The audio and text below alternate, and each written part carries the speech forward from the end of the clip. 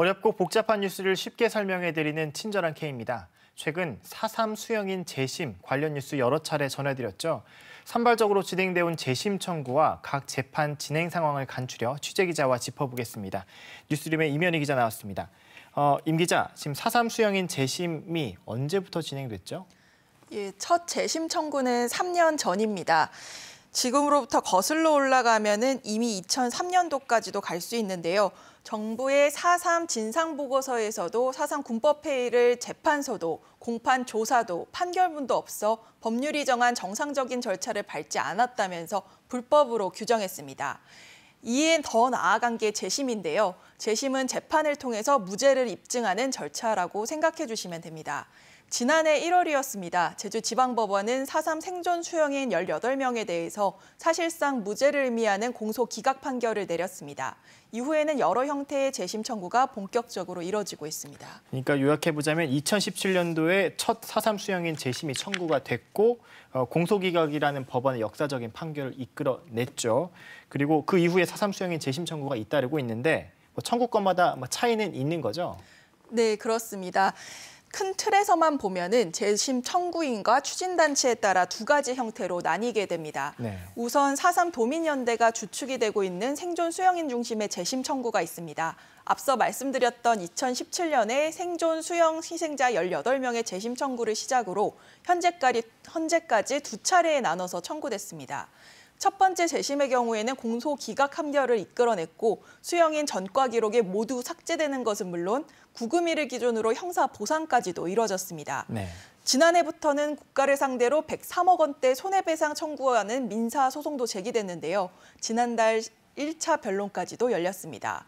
4.3 생존 수형 희생자 두 번째 재심도 지금 법원이 지난달 개시를 결정했는데요. 두 번째의 경우에는 특히 군법회의가 아니라 일반 재판 수형인의 재심도 법원이 최초로 받아들인 것이기 때문에 4.3 진상규명에 있어서는 역사적 의미를 더했습니다. 그러니까 방금 말씀하신 생존 수형인 재심과 구분되는 또 다른 재심 유형은 그럼 4.3 행방불명인 수형인 재심 청구 맞죠? 예, 맞습니다. 4.3 행방불명 수형자 유족이 중심이 되어서 원고로 참여하는 재심 청구권이 진행되고 있는 겁니다.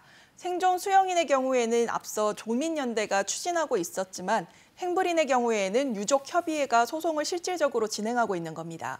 지난해 6월 유족회는 10명에 대해서 청구 소장을 법원에 접수했고요. 올해 2월에는 339명이 추가로 재심을 청구했습니다.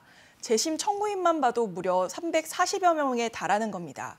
청구 인원이 워낙 많기 때문에 제주지법은 행불인이 같은 형무소를 기준으로 재심 청구 심리를 20여 차례로 나누어서 진행을 하게 했습니다.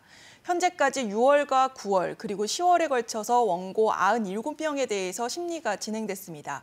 앞으로는 목포 형무소와 대구 형무소 그리고 마포 형무소 등에 갇혔던 행불인에 대한 재심 청구 심리가 진행될 예정입니다. 재판부는 이미 이른을 훌쩍 넘어버린 유족들의 빠른 명예회복을 위해서라도 재심 청구 심리가 다음 달 중순까지는 될 수 있으면 마치겠다고 밝혔습니다. 그럼 이제 재심 청구 심리를 마치고 난 다음에 이들에 대한 재심 개시 여부를 아마 결정할 것 같은데 지금 원고만 아까 340여 명 말씀하셨죠? 맞습니다. 그럼 앞서 생존 수형인들은 재심 결정이 이루어졌는데 이번 행불인들에 대한 재심 결정 어떻게 보십니까? 재심 개시 결정. 네. 우선은 개시 결정에 대해서 어떻게 나올지는 지켜볼 수밖에는 없습니다.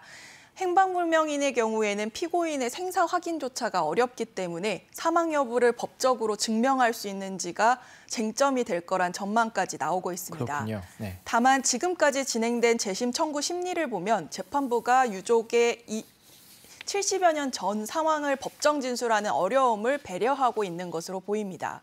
4.3 행불 수형인의 재심 청구 심리가 열리는 날이면 흰머리가 소복히 내려앉은 유족들이 법정을 가득 메우는 진풍경이 빚어지곤 하는데요. 현재까지 유족 11명의 법정 진술이 진행됐는데 이 중에 고령의 유족이 직접 가슴에 맺힌 한을 이야기로 풀어낼 때마다 법정이 숙연해지곤 하고 있습니다. 특히 지난달 19일에 열린 심리에서는 제주공항 인근에서 유해가 발굴됐던 피고인의 유족들이 신문에 나섰습니다. 한 사례로는 4.3 당시 13살이던 문정어 할머니가 신문에 나섰는데 사형을 선고받은 지 행방불명된 친오빠에 대해서 진술했습니다. 문 할머니는 수형인들이 공항에 끌려가서 총살되는 소리를 직접 두 귀로 들었고 오빠의 유해를 공항에서 찾은 이야기를 하면서 눈물을 쏟았습니다. 이렇듯 피고인의 유해가 발견된 경우도 있지만 대전 형무소에 갇혔던 행불인의 경우에는 이와는 조금 달랐습니다. 네. 행불 수용인들이 형무소 인근 골령골로 안매장된 걸로 추정은 되고 있는데 아직 유해를 못 찾았기 때문입니다. 재판부는 피고인의 생사 여부에 대해서 집중적으로 신문하기도 했습니다. 아무래도 유족들이 워낙 고령이셔서 빨리 재심 절차가 진행되는 게 중요할 것 같은데 그렇기 때문에 지금 일괄 재심이라는 논의가 진행되고 있는 거죠? 네, 맞습니다. 지난주 제주를 방문했던 추미애 법무부 장관이 일괄 재심 청구 방안도 검토하고 있다고 밝혔었습니다. 네. 추미애 장관은 1999년에 수영인 명부를 처음 발굴해내서 군법 행위의 불법성을 밝히는 데 중요한 역할을 했습니다. 앞서 진영 행안부 장관도 일괄 재심 가능성을 국정감사에서 열어뒀기 때문에 양 중앙부처가 긍정적인 입장은 전한 셈입니다. 네. 고령의 4.3 희생자와 유족의 빠른 명예회복을 위해서라도 일괄 재심 방안이 대안으로는 떠오르고 있지만 여전히 변수도 있습니다. 일괄 재심에 대해서 군사재판 무효화보다는 한 발 후퇴한 차선책이라는 아쉬움의 목소리가 유족 쪽에서 나오고 있기 때문입니다. 아무래도 이 부분은 좀 정치권에서도 많은 관심을 갖고 좀 노력해 줬으면 하는 부분이네요. 알겠습니다. 오늘 여기까지 듣죠. 이민희 기자 고생했습니다. 감사합니다.